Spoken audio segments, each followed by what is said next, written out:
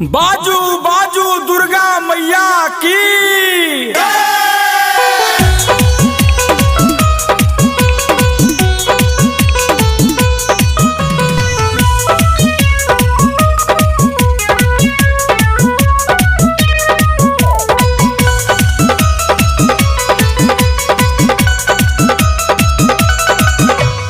मैया के मूर्तिया मन भावन लागै छै।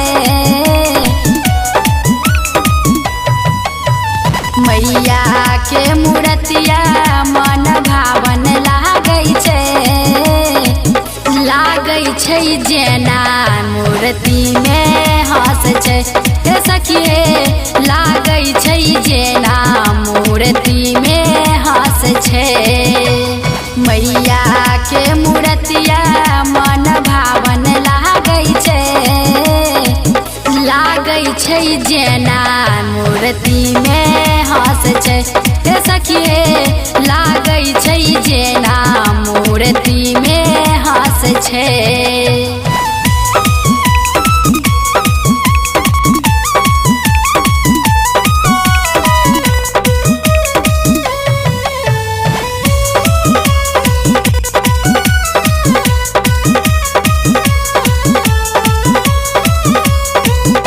इहे छै काली दुर्गा इहे सरस्वती सब पर राखै नजर मैया भगवती।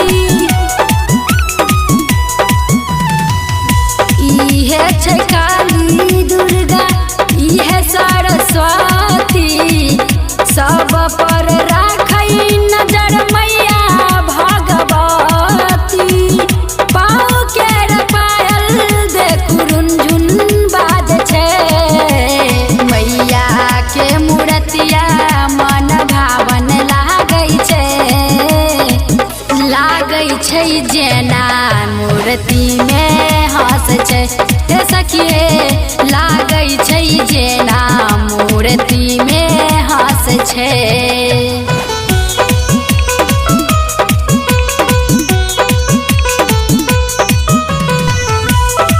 बाजू बाजू दुर्गा मैया की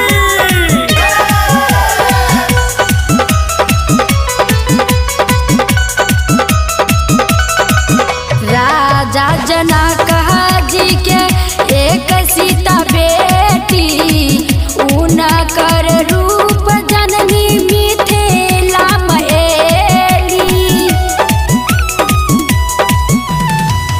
राजा जनक जी के एक सीता बेटी उनकर रूप जननी मिथिला में एली। ओही रे मिथिला में मंगल गाव छै। मैया के मूर्तिया मन भावन लागै छै। लागै छै जेना मूर्ति में हंस छै। हे सखिए लागै छै जेना मूर्ति में हंस छै।